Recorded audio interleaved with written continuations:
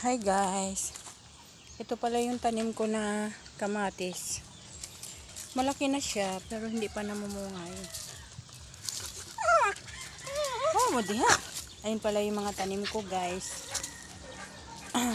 Yung aso ko makulit oh. Magdidilig pala ako. Magdidilig ako ng mga halaman.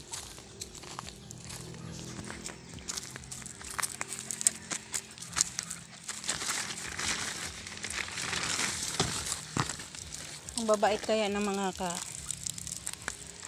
ano guys, yung ibang tao. Kasi ayan guys, so nagtatanim ako ng napier. Yan po. Para po yan sa baka ko, pero ibang hayop ang kumakain. Kasi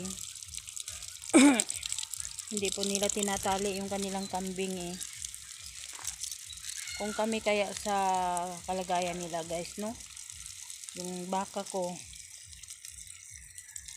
hindi ko talian tapos kakainin yung mga tanim nila. Ano kaya maramdaman nila guys?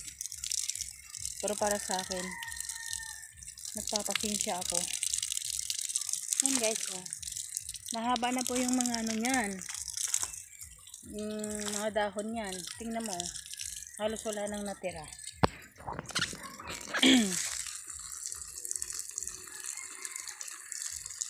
Mga ano yan, mga pagsubok para sa katatagan. Kung gaano ka katapat kay God na huwag kang magkasala. Kasi di ba guys, may kasabihan. Kaya nagkakasala ang tao dahil din sa kapwa-tao. Paano kaya guys kung broken to yung ano nila, natapat nila? Diba guys? Ako kasi hanggang ganito lang.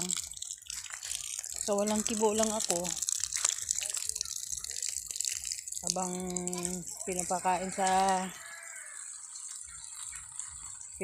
nila yung kambing nila sa mga tanim ko. Walang kibo lang ako guys.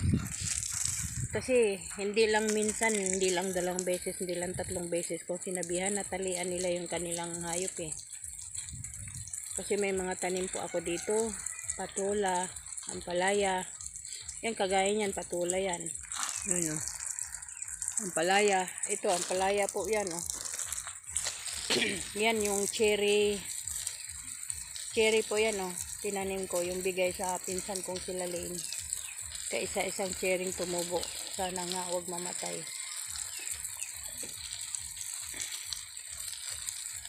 Ayun guys. Madalas ko silang pagsabihan. Ayun yung kambing nila guys oh. Wala po yung tali guys. Ayan oh. Wala pong tali yan guys. Yan yung nasa likod ng malaking puno na yan. Yung kambing. Kagagaling lang nito. Dito yan sa likod namin guys. Bahay ko.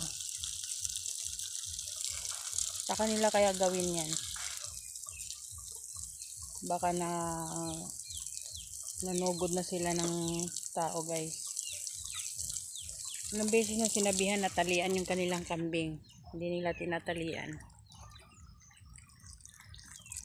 Siyempre kahit hindi naman ako nangangaway, sumasama din yung loob ko kasi madalas talaga akong inaabuso guys. Anak ko nga eh. Ganon din ginagawa sa akin. Lalapitan lang niya ako kapag tatawagin lang ako ng mama eh, kung may kailangan siya sa akin. Yan. Dalas talaga akong abusuhin guys. Pero hindi ako papayag. Hindi ako papayag na abusuhin ako, kaya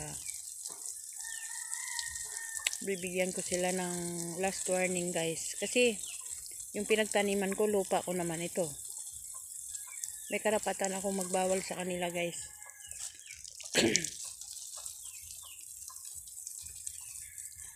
Pero idadaan ko lang sa maayos na salita. Maayos na usapan.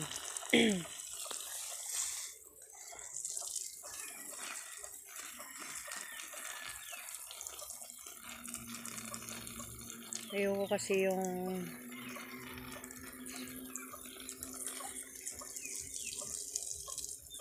di ba kung sa kanila kaya gawin yun. Madalas guys, tingnan mo yung kamote ko. Ayan, yung kita nyo yan guys. Yan. Banda yan. Ayun po. Pakita ko po sa inyo. Yun, kamote kong mga tanim. Tingnan mo guys, wala nang mga dahon. Ayan. Kasi kinain ng kambing nila. Pero kinausap ko sila ng maayos guys. Wala lang, no comment nga lang sila eh. Sasabihin ko na pakisabi ng mama mo, talian yung kambing ha. Titingin lang guys. No comment lang sila.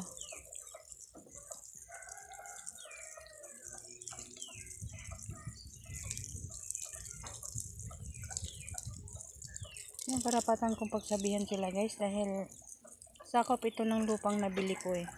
Pinagtaniman ko.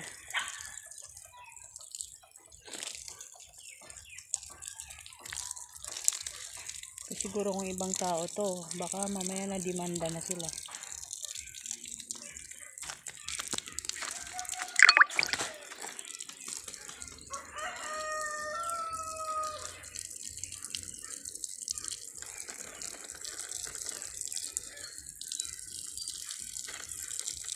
Ayan, dilig-dilig po tayo guys. Yan po yung Madre de Agua guys. Yan, Madre de Agua. Yan yung pinapakain sa mga kambing, baka, manok para madaling lumaki. Madre de Agua.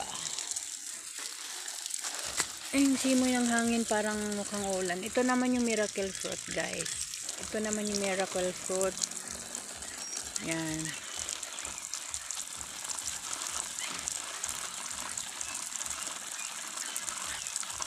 Yan po, miracle fruit.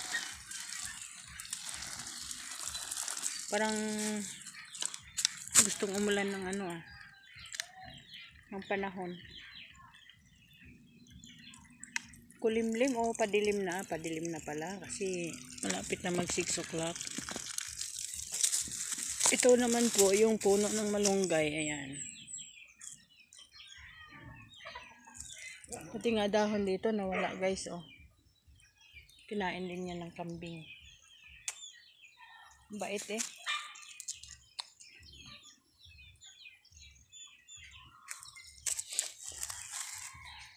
Ang bait.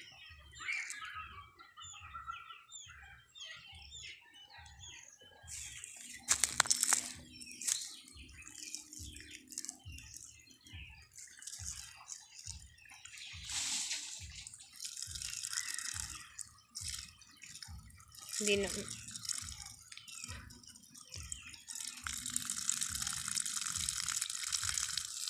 naiisip ko guys, baka kaya nila hindi tinatali yung kambing kasi sa init ng panahon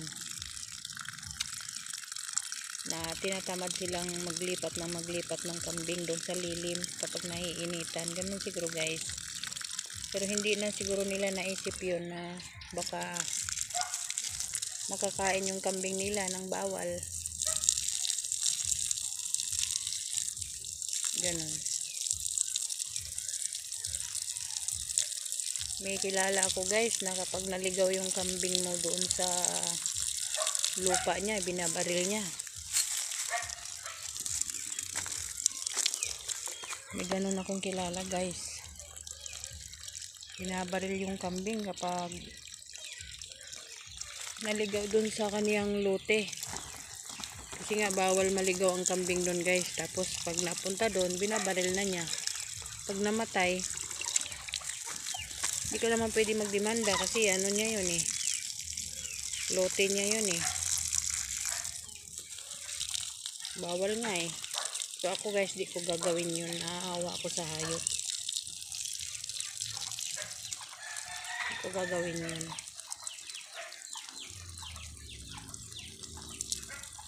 Isa lang yung buhay natin dito sa mundo.